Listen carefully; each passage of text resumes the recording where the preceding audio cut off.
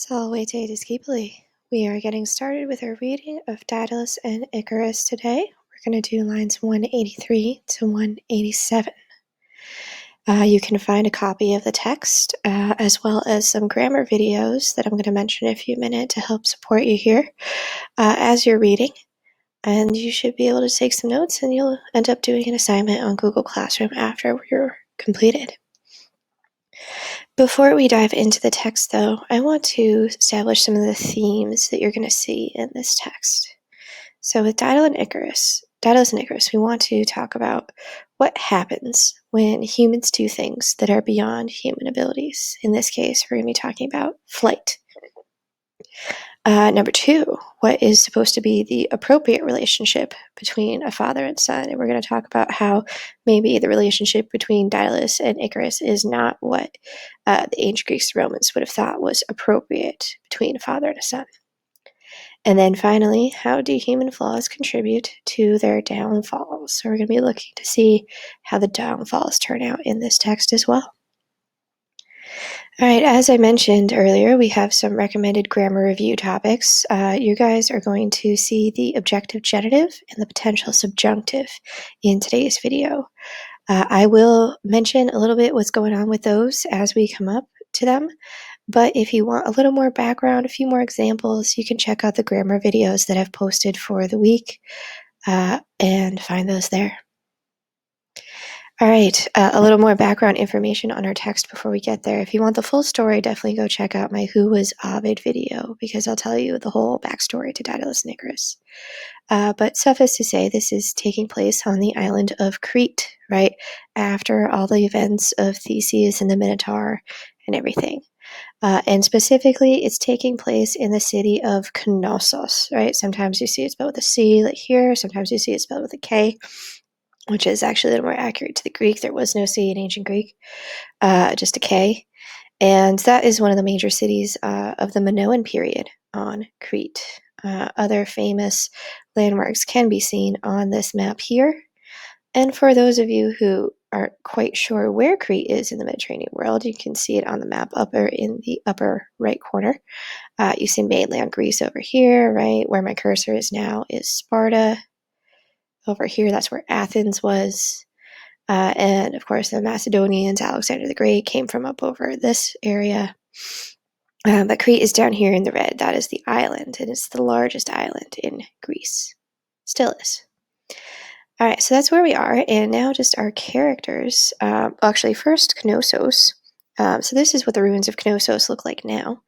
And you can actually see the archaeologists digging up the site did some cool recreations here.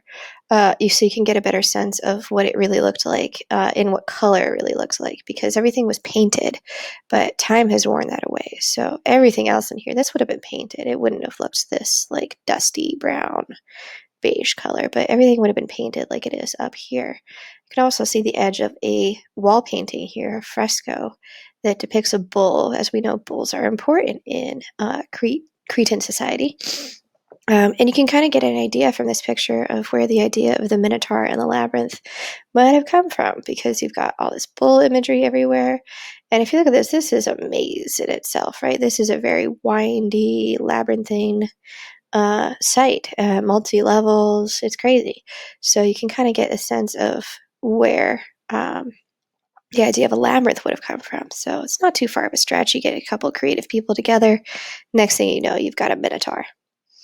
Our characters for the story, of course, King Minos, who is king of Crete in this legend, and the inventor Daedalus, or Daedalus, you might also see it pronounced, or hear it pronounced. Okay, so we're just going to dive right into our text here, so make sure you're ready to take some notes. I've switched up our format here. I still have our markup and our translation on the left here, but on the right I've also added a few grammar notes to help direct what you guys are copying down. Okay, so we start with Daedalus as our subject, and then we have inter ea, which means meanwhile. And we have to skip over the accusatives for a second and go to the adjective perosis, and that modifies Daedalus. And perosis means hateful, right? So Daedalus, meanwhile, hateful. And what is he hateful of? That's where we're going to get our direct objects in. So he hates two things. He hates Crete, And you may be confused here about the N ending, but that's actually a Greek ending because this is, of course, a Greek place. So if you take ancient Greek at some point, you'll find out the N, or the nu in Greek, is the accusative singular ending, similar to the M in Latin. So that's what you got there with Creed's accusative. And then you've got longum, and that's actually modifying in the next line the word exilum. And it's actually a nice little dramatic delay here of exile, because it is a long exile. And in fact, the word exile is farther away than we normally expect from the word longum. And Ovid does this on purpose, right? You could argue that he's doing it for metrical reasons, that, trying to fit all those dactyls and spondies in is hard. But I prefer to think that Ovid's a bit more clever than that, and that he wants to delay the word exile to really stress how long this exile is.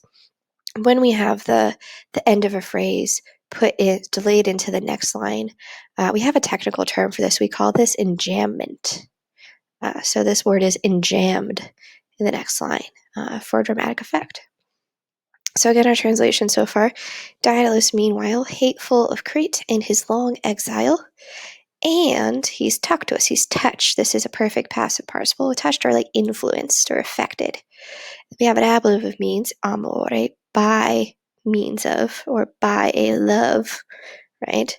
And love is kind of a verbal idea as well as just a noun. So it can take a direct object. Sorry about the slide switch there. Touchy keyboard. It can take a direct object, but the object, it's not going to come in the accusative because that's objects of verbs. It's going to come in the genitive. This is our objective genitive. What does he have a love of? He has a love of his loci natalis, the place of his birth, or his birthplace. So you can see why genitive makes sense here, and why we always tell you to translate genitive as of, because it works in English. A love of his birthplace. So these are all still background information. So what is Daedalus doing? He's hateful of Crete in his long exile. He's touched by a love of his birthplace, right? He wants to go home. He's feeling nostalgic. He's homesick. What happens? He had been closed in, right? So we've got a pluperfect passive verb here. By the pelago. Ablative means here, by the sea. Remember, he is on an island. So now Daedalus is going to start speaking. We have a quotation that goes from Teras to the end of our lines for today. And we know, even without punctuation, that we would be getting into a quotation because of the word inquit. Remember, the Romans didn't actually have punctuation marks. So how do they know that they're starting a quotation? They have keywords, right? So you could start something with dixit, right? He spoke. Inquit is a cool one because it's never the first word. In a quotation, it's always like the second or third word. So it tells you my quote actually started just a bit before. Another little delaying effect of the poet. Another funky thing that's going on here is the use of licet, right? We usually use licet to say it's allowed or it's permitted. But here's almost more like adverbial enforce, because it's enforcing the idea of the potential subjunctive in obstruat here, and later also with possideat. So a potential subjunctive is always the may, might, coulds, right? So it's not in its own subordinate clause. This is what we call an independent subjunctive. And if you need a little review of the independent subjunctives, do check out the video that I posted on Google Classroom.